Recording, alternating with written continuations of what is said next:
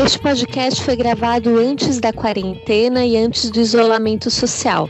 Por isso, nós fizemos a gravação em nosso estúdio e a qualidade do som é melhor do que a dos últimos podcasts que estamos gravando em home office.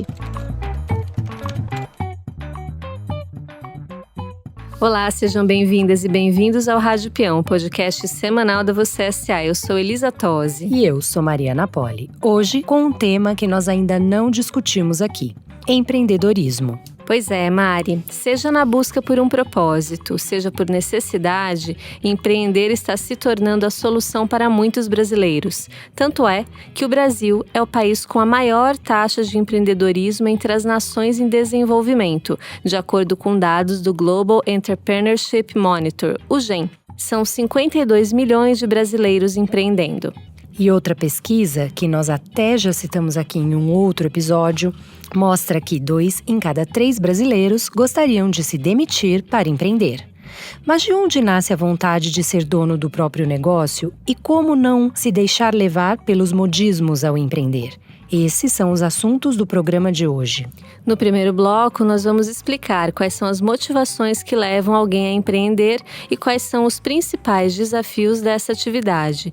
E no segundo bloco, vamos discutir quais são os cuidados a tomar para ter uma carreira empreendedora de longo prazo e como evitar os modismos dos negócios. Para falar sobre esse tema, convidamos Evangelias, professora e coordenadora dos cursos de pós-graduação de Marketing no Varejo e Marketing Digital e E-Commerce do Senac, e Juliana Motter, fundadora da Maria Brigadeiro. Sejam bem-vindas, Evange e Juliana. Olá, pessoal, bom dia. Aqui é a Evange, é um prazer estar aqui com vocês. Olá, é a Juliana, agradeço pelo convite e oportunidade.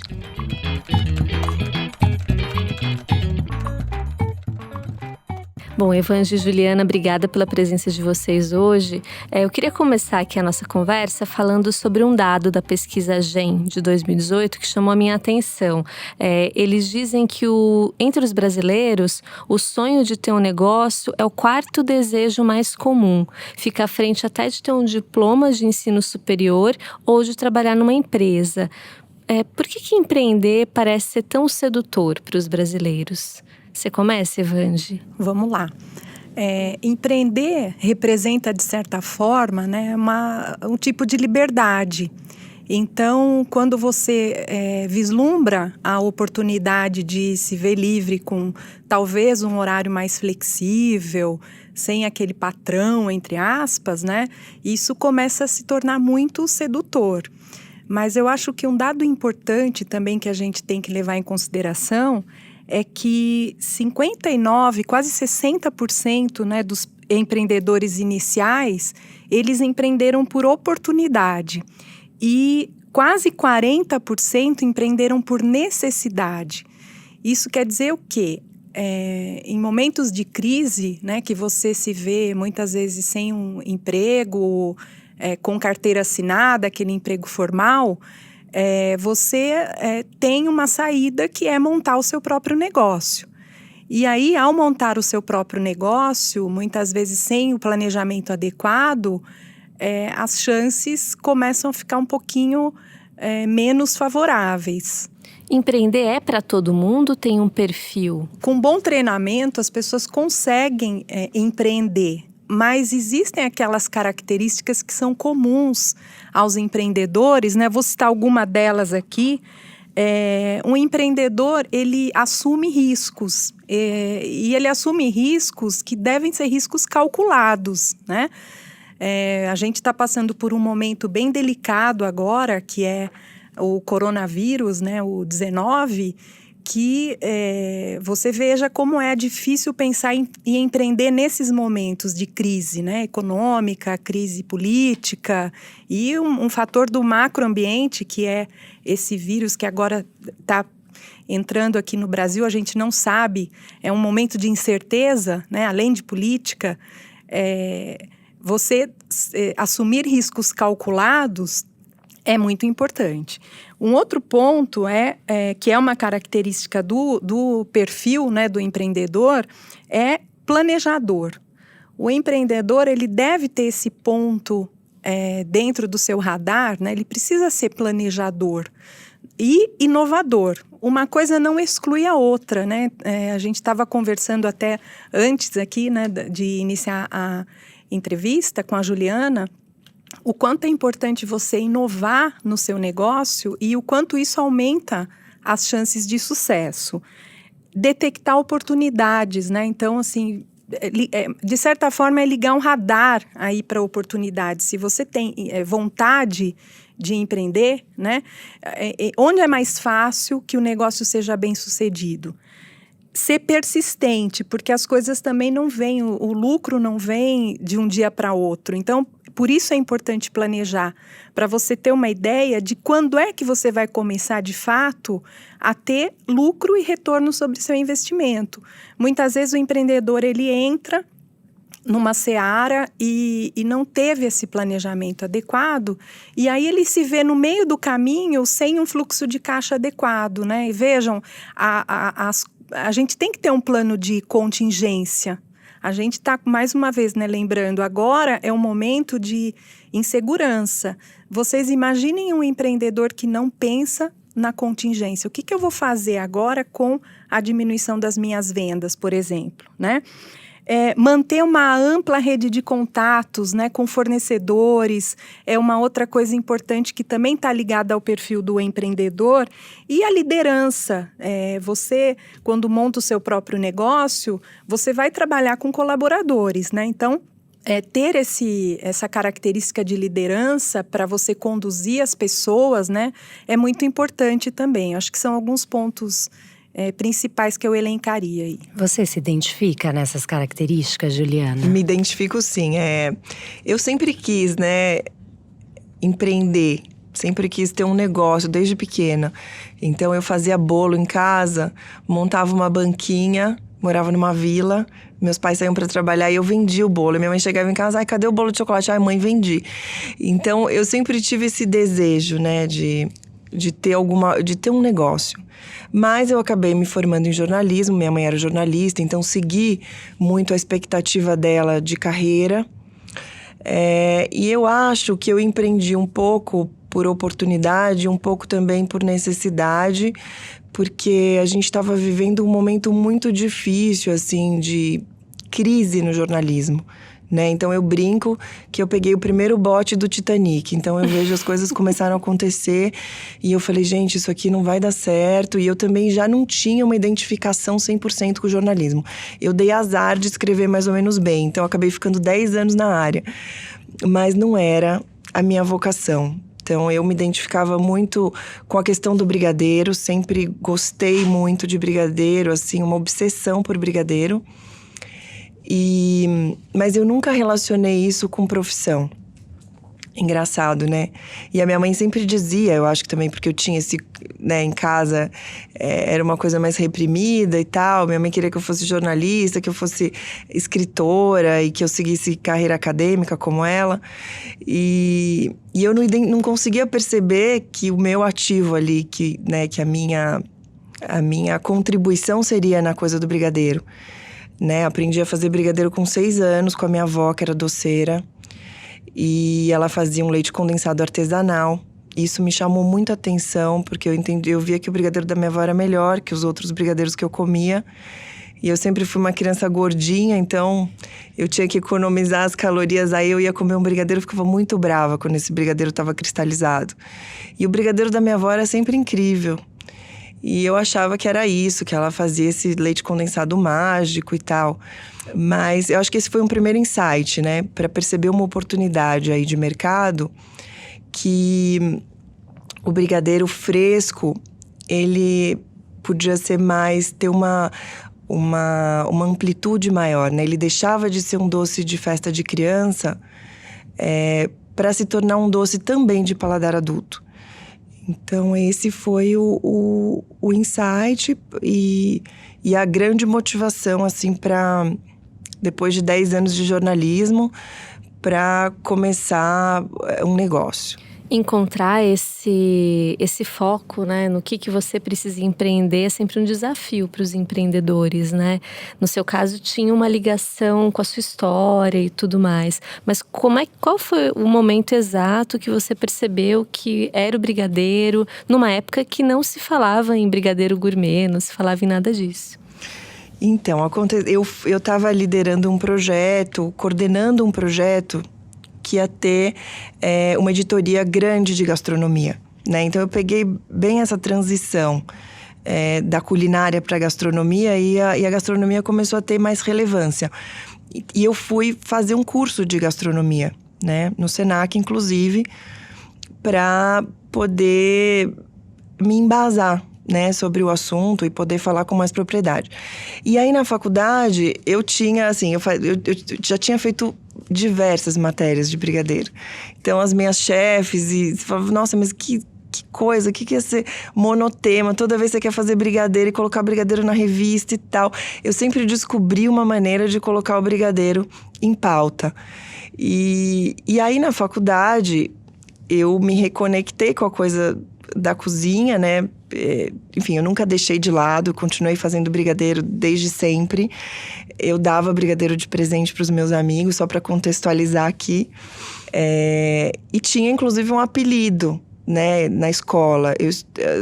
As crianças não entendiam que eu chegava na escola, nas festas ou em aniversário com uma bandeja de brigadeiro. E aí me chamavam de Maria Brigadeiro. Ah, lá vem a Maria Brigadeiro! E aquilo, num primeiro momento, me deixou muito triste, mas num segundo momento eu entendi que, bom, então tá, já que eu sou a Maria Brigadeiro, deixa eu fazer as minhas inovações aqui. Então, meus pais também trabalhavam em 2 empregos, sempre estimularam essa coisa da autonomia. E Gil, durante a sua faculdade, eu lembro que uma vez quando a gente fez uma entrevista há alguns anos atrás, acho que quando a Maria Brigadeiro estava fazendo aniversário, né, faz alguns anos, você me falou que na faculdade você percebeu que a disciplina de confeitaria não tinha nenhum tipo de foco em doces brasileiros, era uma coisa mais internacional e que isso te deixou um pouco mexida também. Isso eu acho que foi o grande despertar ali, né, eu fiquei bem incomodada, assim, a gente tinha uma disciplina de confeitaria brasileira, assim, de doces brasileiros, mas que não incluía o brigadeiro. Então, eu cheguei a questionar, né, os professores, e aí disseram que o brigadeiro era um doce de criança. Então, sempre pensei diferente, eu achava que o brigadeiro tinha um potencial incrível. E porque eu também já fazia ele de um jeito diferente, né? Então, eu já usava chocolate em barra, eu sempre escolhia, assim, os ingredientes. Eu acho que o brigadeiro ficou estigmatizado como um doce de criança porque a própria receita não foi revista, né? Então, as pessoas usavam margarina, achocolatado, que tem só 12% de cacau, em média. Então, o doce realmente ficava muito doce e restrito ao paladar infantil. Então, quando eu cheguei na faculdade e vi que não tinha brigadeiro, eu brinco até que eu sofri um segundo bullying, né? O primeiro foi da Maria Brigadeiro e o segundo foi na faculdade. Mas e brigadeiro? A gente tem módulo de macarrão, tem módulo de trufa, de vários doces. Mas aí a professora respondeu, mas não tem nada para aprender sobre brigadeiro, porque brigadeiro é um doce de festa, um doce de criança. E aquilo foi, eu acho que para mim, assim, me desafiou a testar novas receitas. Então, a gente tinha que, em casa, testar receitas, né? Então, exercitar a receita do macarrão, da trufa. O que eu fazia? Eu subvertia. Então, aprendi a fazer um macarrão com uma farinha de amêndoa pura. Eu fazia a farinha de amêndoa pura, mas transformava no brigadeiro.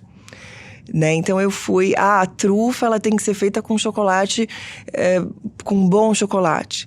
Né? E na época a gente começou a ter acesso ao chocolate belga, que era uma coisa assim incrível.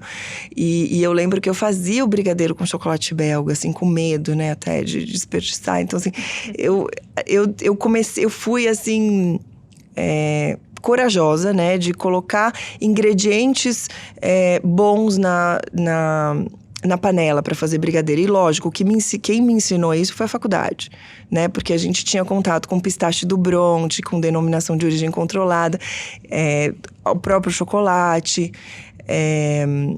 fava de baunilha. Eu não conhecia nenhum desses ingredientes, né? Então, até então, quer dizer, conhecia de matéria e tal, mas nunca tinha tido essa vivência prática. Então, eu pude me embasar, né? Apesar de não ter a disciplina de brigadeiro, acho que isso foi providencial, inclusive, para que eu me mobilizasse para melhorar as minhas receitas de brigadeiro, porque eu já tinha ali as receitas. E foi assim. Então, ali eu vi o ganho. Eu entendi que podia ter um ganho real e que o brigadeiro se tornava um doce muito melhor se ele fosse feito com esses ingredientes selecionados. E Evange, que dicas você dá para uma pessoa perceber esse tipo de oportunidade?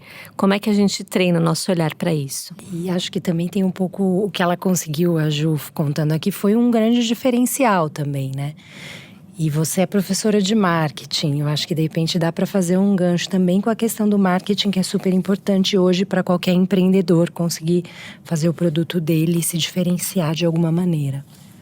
Claro, o relato da Juliana é bastante interessante, né? Porque a gente pode vislumbrar vários tipos de oportunidade. Por exemplo, o que ela contou aqui, né? Eu notei que o produto, que é o brigadeiro, ele poderia ser diferente, poderia ter uma abordagem diferente. Então, esse é um tipo de oportunidade, né? Novos produtos, novos serviços. Outro tipo de oportunidade é métodos de produção. Muitas vezes isso não chega até o consumidor, né? Porque é algo de bastidor de uma organização, de uma empresa. Mas se você consegue enxergar inovação na forma de produzir, você também está aproveitando uma oportunidade e isso vai chegar ali na ponta para o consumidor de um modo diferente, seja num preço menor ou num valor entregue, que é um valor agregado muito superior à concorrência, né? Também é uma oportunidade para empreender.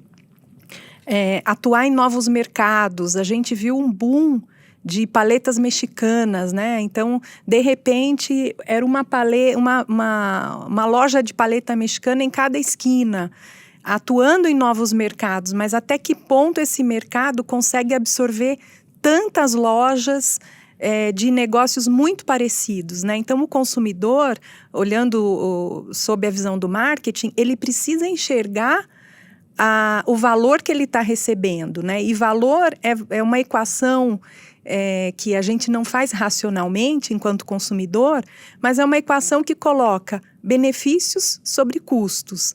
E aí, que benefícios são esses, né?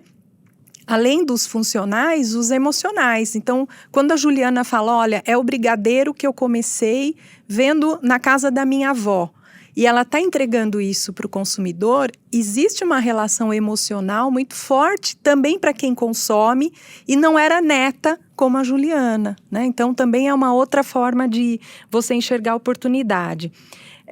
Novas matérias-primas, que também foi um caso que ela conta aí, né, na brigaderia. Então, ela foi buscar um novo jeito e novas matérias-primas para aquele produto, que é algo bastante relevante, onde você pode inovar. E aí tem um ponto importante também que a Juliana menciona, né, que ela foi buscar conhecimento. Então, isso é importante. Se a gente pensar que as principais dificuldades que uma empresa tem no seu primeiro ano de vida, né, entre elas, né, segundo o Sebrae, estão a falta de clientes, falta de capital e falta de conhecimento.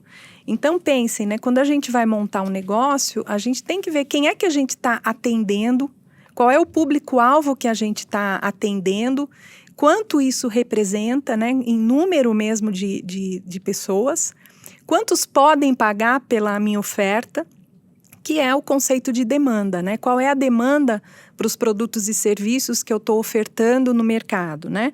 Falta de capital é um outro problema é uma dificuldade muito comum, né? As pessoas entram e depois param no meio do caminho ou não conseguem ter um fluxo de caixa adequado, E falta de conhecimento. Se eu estou me propondo a entrar num determinado negócio, eu tenho que conhecê-lo a fundo, né? É uma premissa. Então, eu vou buscar cursos. A gente lá no Senac tem vários cursos, como a Juliana relatou, né?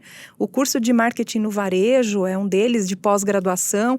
Muitas vezes, na sua graduação, você ainda não tem maturidade para saber que quer empreender e ter um negócio próprio. Ser empreendedor no Brasil é desafiador, mas o empreendedorismo move muito, tanto a economia como o lado social, né? Você emprega pessoas também, né? Acho que são alguns pontos importantes para destacar. Evange, você citou brevemente a questão do capital, né? Essa dificuldade ali de ter capital para começar o negócio e para colocar esse negócio de pé. E a Juliana, é verdade que você chegou a levar brigadeiros para convencer os gerentes de bancos a te dar crédito? Eu acho que o brigadeiro, assim, ele é muito afetivo, né? A gente consegue… Enfim, tem essa dimensão, né? Uma comida de alma, uma coisa afetiva. E acho que eu sempre tive brigadeiro na minha vida, assim, em qualquer circunstância, né? Seja com o gerente do banco, seja com o fornecedor. A primeira coisa quando o fornecedor chega, vem trazer sacola, vamos tomar um café, vamos comer um brigadeiro. Isso que a Evange falou que é super importante, essa relação com o fornecedor. Principalmente nessa coisa do planejamento, que é uma coisa que eu aprendi depois. Eu sempre fui inovadora e pouco planejadora. Então, eu aprendi ao longo do caminho, eu fui aprendendo a importância do planejamento, né? E de estar conversando mesmo. Eu sempre recebia as pessoas para conversar, para comer um brigadeiro, tomar um café, mas eu fui vendo e como é importante a gente ter essa relação. Pra gente, em momentos de crise, momentos estratégicos, a gente poder definir, né, assim, a nossa parceria de modo que seja bom para os dois lados. Então, a gente vive aí crises, né? E aí você compra quantidades, a gente compra quantidades grandes de embalagem. Então, o nosso fornecedor de embalagem, ele é super estratégico. E a gente sentou, conversou, né, em momentos difíceis. Olha, vamos ver como é que a gente pode equacionar isso, né, pra gente continuar ganhando, pra gente não ter mais prejuízo, né, e isso é super importante. Então, o brigadeiro tá sempre adoçando essas relações. Evange, você citou agora há pouco uma pesquisa do Sebrae falando quais são as principais dificuldades dos empreendedores brasileiros, né? E uma delas é fidelizar e atrair novos clientes. Aí eu queria que vocês compartilhassem também algumas dicas para você ter uma clientela fiel, que vai continuar com você mesmo em momentos de crise. Como é que a gente faz isso? Bom, ter uma clientela fiel depende principalmente da percepção de qualidade que esse cliente tem a respeito do seu produto ou do seu serviço, né? Então, esse é um primeiro passo. E hoje, com várias tecnologias que a gente tem disponíveis, você abordar o seu cliente e oferecer algo para ele também, para que ele se torne fiel, é um outro ponto relevante. Oferecer algo que tenha relevância na vida dele. Algo que seja, que leve uma boa experiência para esse consumidor, né? Existem muitas ferramentas de fidelização e aí, dependendo do setor de atuação, você pode lançar mão de algumas delas, né? No caso da Juliana, quando a gente fala de brigadeiro, a qualidade do produto é um fator crítico para o sucesso, eu imagino. Ela pode falar melhor que eu, né? Então, pensando, né, em ferramentas de fidelização, como eu havia dito, a tecnologia ajuda muito. O cuidado, e hoje aparece isso em muitas pesquisas de tendência, é você, com tantos dados que você tem à disposição, né, o Big Data está aí para falar disso, é você não se tornar invasivo na vida das pessoas. Então, pensar que a gente tem muita informação a respeito dos clientes, porém, esses clientes, eles estão sim já enxergando que você está passando do ponto na forma como você vai se comunicar com eles, seja na frequência da comunicação, né? Então, o importante é que você oferte algo que seja relevante, né? conteúdo, produto e serviço que faça a diferença na vida dele. A concorrência hoje é acirrada em muitos segmentos, acho que em todos os segmentos a gente pode falar, né? Então, como é que eu vou fazer diferença na minha proposta de valor para esse consumidor? É o primeiro ponto para você, primeira pergunta que você deve se fazer, né? Para que você possa passar isso para o consumidor, para que ele enxergue essa proposta de valor. Então, a partir disso, você tem possibilidades maiores de ter um cliente fiel. Eu acho que essa questão da concorrência, né, ela é muito relevante. Então, eu, por exemplo, a Maria Brigadeiro foi a primeira loja de brigadeiro do Brasil. Então, eu tive um fôlego aí, né, pra mim, que a gente tava conversando. Então, assim, eu consegui aprender no curso da história, assim, né, enquanto eu tava, né, no dia a dia. E às vezes a gente não tem essa oportunidade, né? E o que aconteceu com a gente foi que a gente teve esse pioneirismo e as lojas de brigadeiro viraram uma tendência, né? E a concorrência aumentou rapidamente. E como lidar com essa concorrência? Né, existia ainda um desconhecimento com relação ao brigadeiro, a gente, né, que eu chamei inicialmente de gourmet. Então, como tinha algumas inovações ali dessa proposta desse brigadeiro, as pessoas confundiam. Então, o brigadeiro gourmet, ele vem, né? Eu colocava em caixas bonitas para as pessoas ressignificarem o doce, porque as pessoas achavam, mas brigadeiro é doce de festa de criança. Então, eu fiz um esforço, assim, de criar caixas e criar uma identidade visual que proporcionasse uma nova experiência, para que a pessoa entendesse aquele doce de uma nova forma. Então, a questão dos ingredientes, dos sabores, porque não existia brigadeiro de outro sabor que não fosse o tradicional. Então, como tinha muitas coisas aí para o mercado pensar e explorar, eu acho que teve um boom aí de lojas de brigadeiro surgindo. E como é que eu reagi a isso, né? Todo mundo me pergunta isso, nossa, mas como é que foi, né? Lidar com isso, porque, enfim, marcas muito parecidas, com identidade visual parecidas, com nomes parecidos, com histórias parecidas. Eu fiz, na verdade, uma introspecção ali, comecei a entender por que eu tinha começado a empreender, né? Qual que era o meu objetivo? Então, o meu objetivo era fazer um bom brigadeiro, um brigadeiro artesanal. Então, o que eu posso fazer para tornar esse brigadeiro mais artesanal ainda? Então, nesse momento, eu ainda usava um chocolate importado, um chocolate belga. Então, esse chocolate, no início, eu usava, só eu tinha acesso, né, assim, a uma parte dele. Alguns confeitos que eles importavam para mim exclusivamente, né? A contrapartida era a quantidade. Então, eu lembro que quando eu saí do trabalho, eu recebi minha rescisão, eu coloquei o dinheiro da rescisão num pedaço de container com esses confeitos. E acabei jogando muita coisa fora, porque eu não consegui dar vazão, não tinha tantos clientes ainda, foi bem no começo. Mas foi uma coisa importante pra gente tá blindado, né? Só a gente tinha esse confeito. E aí, em um determinado momento, essa empresa me ligou e disse, olha, Juliana, a gente tem uma boa e uma má notícia pra você.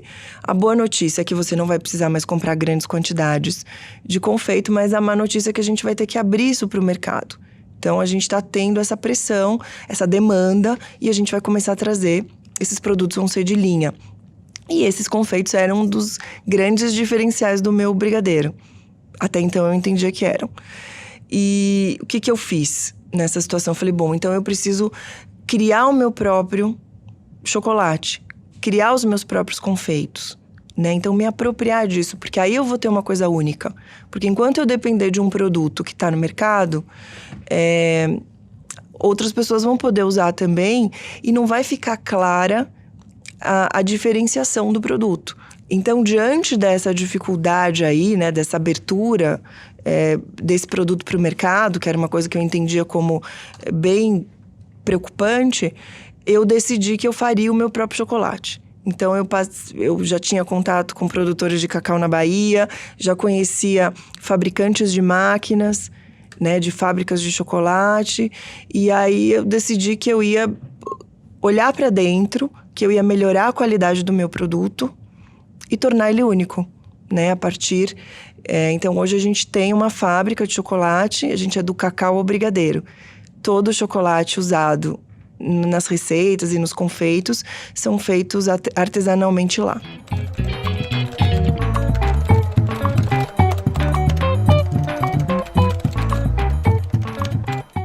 No primeiro bloco, nós falamos sobre os desafios de empreender e agora vamos mostrar quais cuidados tomar para que o seu negócio seja duradouro. A gente comentou um pouquinho no primeiro bloco, numa fala da Evange, sobre o empreendedorismo por necessidade. O Brasil está vivendo uma crise econômica muito forte, tem muita gente sem emprego, e isso acaba gerando nas pessoas um movimento de, para eu não ficar parado, eu vou abrir um negócio.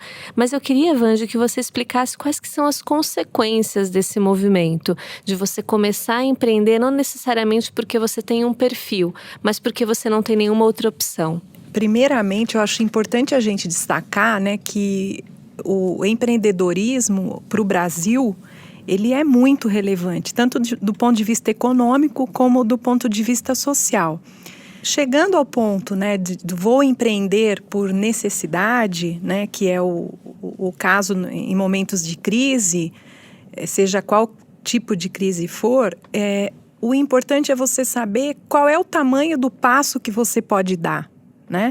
Então, existe um dado aqui, né, da Harvard Business School que mostra que o plano de negócios, ele aumenta em 60% a probabilidade de sucesso nos negócios. Então, ok, eu vou empreender por oportunidade ou por necessidade. Em qualquer um dos casos, é importante você pensar que você precisa planejar. E aí, o desafio e a tentação é muito grande, né? Principalmente se você tem um empreendedor que não é do mundo dos negócios. Então, ele pode pensar, eu não preciso de um plano, ou eu não tenho tempo, agora eu vou montar um negócio, eu não tenho tempo para fazer um plano. Eu não tenho um plano na cabeça, ou eu tenho um plano na cabeça e daí o sucesso vem, né? Eu não sou bom com números. Então, vários obstáculos, desculpas a gente pode encontrar por aí. Mas é importante a gente saber, né, por que eu tenho que planejar, né? E se você pegar alguns números do Sebrae mesmo, né, o Sebrae faz muitas pesquisas e disponibiliza essas pesquisas, existem vários fatores de mortalidade de uma empresa. Então, assim, quais são os principais fatores de mortalidade da empresa? Planejamento, né? A falta de planejamento. Falta de planejamento. E aí, dentre falta de planejamento, você inclui lá, por exemplo, não negociei prazo com fornecedor ou não obtive empréstimo em banco, né? Que são alguns pontos que é necessário que você olhe antes de resolver empreender. Seja por necessidade ou por oportunidade, né? Capacitação é um outro ponto que essa pesquisa levanta, né? Não fez nenhum curso relacionado à área que você vai atuar. Ou não investia em capacitação da sua mão de obra, né? Então, você também tem que pensar nas pessoas que estão ao seu redor, que precisam ser treinadas, né? De toda forma, tanto o dono do negócio como os seus colaboradores, né? Com relação à gestão, e aí você tem o fator inovação. Em time que está ganhando não se mexe. Não é mais assim faz muito tempo, né? Então, é preciso inovar nos produtos. Senão a concorrência vem, copia, faz melhor até que você. Vende mais barato. Vende mais barato porque não teve aquela prévia, né, de investimento em novos produtos. E você está olhando lá e vendo que o seu negócio não está mais indo bem, né? Por exemplo, não me atualizo com relação às tendências a que o consumidor está requisitando no mercado, né? Ou não acompanhava de perto receitas e despesas. Isso é muito importante. Eu me envolvi, por exemplo, tanto com o desenvolvimento de produtos para entregar um bom produto e eu não acompanhava a parte financeira de perto. Isso tem que ser pego à risca ali, né? O acompanhamento tem que ser muito próximo. E aí, ou uma outra causa que também é identificada em pesquisa, meus produtos não têm mais um diferencial. Então, a concorrência chegou, copiou e agora eu sou mais um. Então, há que se preocupar muito, né, com essas questões. E por que eu estou frisando muito, né? Porque ainda você tem uma mortalidade muito alta de empresas, de pequenas e microempresas no Brasil. Então, vamos empreender, mas com o pé no chão, pensando em planejamento, pensando que isso só vai ajudar, na verdade, né? Poucos anos atrás era super difícil dar alguns passos aqui em São Paulo sem trombar com uma paleteria mexicana, como vocês mesmos já citaram aqui. Mas a moda passou rápido, a maioria delas fechou e esse hype é uma das coisas que acontece muito, né? Principalmente nesse segmento de alimentação. A gente já teve food truck, as paleterias, enfim. Como a gente evita cair nesses modismos, Juliana? É difícil, mas eu acho que as pessoas elas têm uma segurança de que se tem alguém ganhando dinheiro, né, elas também vão ganhar. Então, acho que é um comportamento, acho que a Ivange pode falar melhor, mas acho que esse comportamento de manada mesmo, de apostar naquilo que o outro está fazendo. Eu, pessoalmente, acho que é uma estratégia que não é das melhores, assim. Eu acho que a gente tem que justamente procurar o que não está sendo feito, né? E procurar o que a gente gostaria de fazer, né? Qual que é a nossa vocação? Porque eu, por exemplo, se eu for abrir uma loja de paleta mexicana, com certeza eu vou falir, porque eu não entendo nada de paleta mexicana, né? Então, assim, acho que cada um tem que ali se perguntar né? Eu acho que aí também é uma coisa de autoconhecimento, que é super importante. Assim, terapia ajudou muito na minha vida, né? Assim, para poder entender e significar o negócio. Saber o que a gente quer fazer, porque ali a gente vai estar fazendo todos os dias, a gente vai estar lidando com todas as coisas legais, as coisas chatas, né? Eu, por exemplo, despesas, isso é um assunto que eu fugi durante muito tempo e que eu tive que olhar, né? Então, num determinado momento, e deveria ter feito isso antes. Eu acho que isso, assim, procurar aquilo aonde você realmente pode contribuir, né? Qual que é a sua vocação? Acho que a vocação aí é muito importante, né? Então, porque todos nós temos vocações e fazemos muito bem alguma coisa, né? E se a gente for transformar, se a gente for fazer um negócio, se a gente for montar um negócio, que seja ancorado nessa capacidade, porque isso já é um diferencial, né? Eu, por exemplo, faço brigadeiro desde os 6 anos. Né? Então, a pessoa que faz alguma coisa durante muito tempo. Então, assim, já errei muito, já fiz muitas receitas. E é a repetição mesmo, né? Quanto mais você faz, mais você entende daquilo, mais você, no ensaio e erro, mais você se apropria daquele processo. E para você fazer muitas vezes, você tem que gostar daquilo. Você tem que se identificar com aquilo. Senão, na primeira oportunidade, você vai falar, não vou fazer, não vou testar essa receita, já vou colocar nas lojas. E não é assim, a gente realmente tem que ter um cuidado muito grande. Isso, né? Acaba gerando valor também, né? Para o seu produto, para aquilo que você faz. Sim. Eu acho que é fundamental, assim, ter um pedaço da gente, né, no negócio. Tipo, um pedaço genuíno, que seja nosso e uma característica única, né? E complementando, né, o que a Juliana comentou, eu acho que é muito importante também, acredito, analisar o mercado, né? Onde é que eu vou entrar com essa competência que eu tenho, né, que eu desenvolvi ou que eu vou adquirir fazendo vários cursos e olhar que o mercado onde eu posso estar vislumbrando montar um negócio, ele pode mudar rapidamente, né? Então, dependendo do negócio e do setor que você vai atuar, a possibilidade da concorrência entrar é muito grande e pode entrar rapidamente, né? E aí, eu tenho fôlego? Eu tenho como me diferenciar? Esse eu acho que foi um principal problema, né, desse exemplo que a gente deu aí das paletas mexicanas, dos frozen iogurtes também, né? E aí você olhava assim, em cada esquina tinha uma loja de frozen, ou em cada shopping, muitas vezes um em frente ao outro, né, na praça de alimentação. Como é que fica? Tem público para tudo isso? né? Ou é um modismo? É simplesmente um modismo. Quais são as tendências hoje, né, que estão aí, tendências globais de consumo mesmo, para ver se eu vou ter como enfrentar essa concorrência num mar de outros players que vão entrar aí no mercado, né? Analisar muito bem onde é que eu vou pisar, né, com que players eu vou enfrentar, para poder ver se eu tenho condições de ir, no longo prazo, manter o meu negócio. Como o nosso tempo está acabando, vou fazer aqui a nossa última pergunta do programa. E essa pergunta é um contraponto a uma mentalidade do empreendedorismo de hoje, que é o crescimento rápido. As startups, elas são baseadas em crescimento exponencial, elas precisam escalar um negócio muito rapidamente.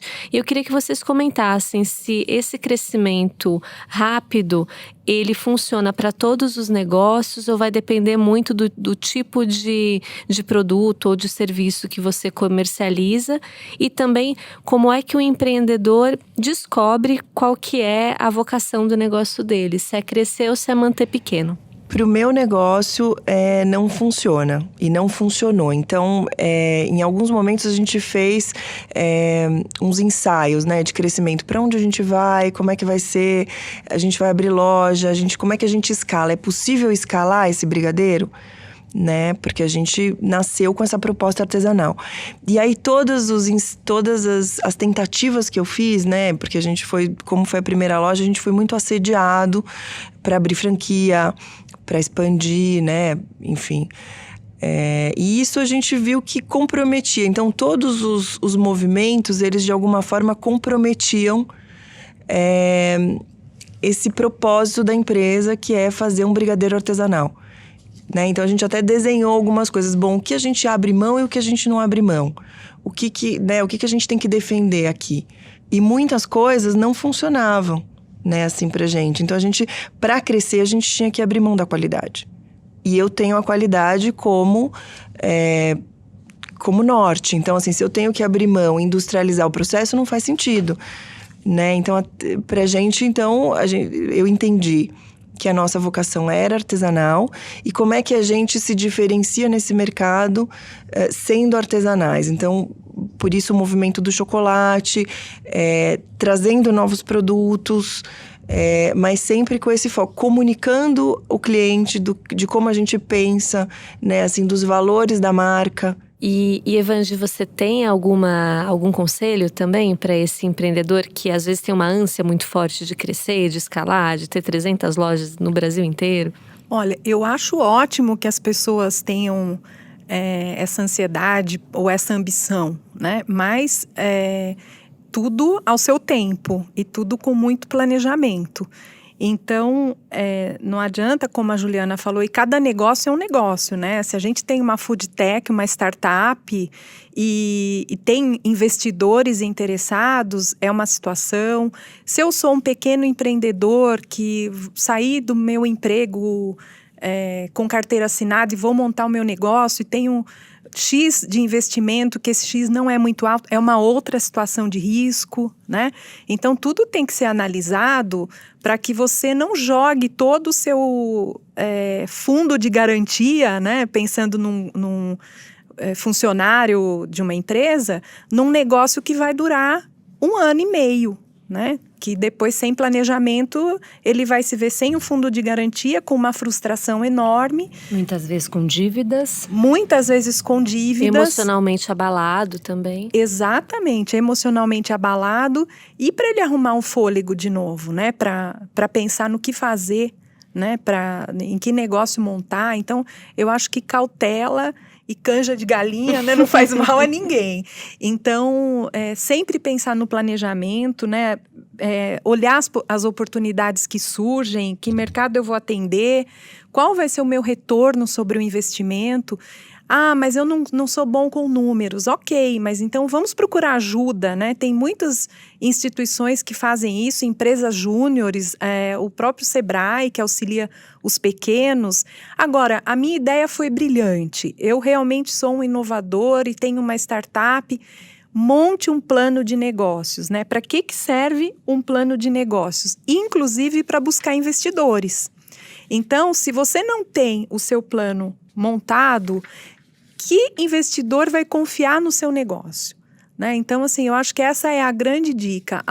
Eu posso começar na garagem da minha casa, ok. Mas você começou a crescer, está vislumbrando, procura auxílio. Se você não tem essa habilidade, né? Procura auxílio de alguém. Tem muitas organizações que podem ajudar com isso. Assim chega ao fim mais um Rádio Peão. Eu agradeço a presença da Evange. Obrigada, Evange, foi um prazer. Eu que agradeço o convite de vocês, estou sempre à disposição. Também agradeço a Juliana. Obrigada, Ju. Obrigada, foi um prazer participar. Obrigada, Evange. Obrigada, Juliana. Esse podcast teve produção de Elisa Tosi. A edição de som é do Rafael Bertazzi e a trilha do Chico Labels. Continue mandando seus comentários nas nossas redes sociais ou no e-mail podcast@vocesa.com.br. E você já sabe, toda quarta às 6 da manhã tem Rádio Peão Novo no ar. Até semana que vem, pessoal.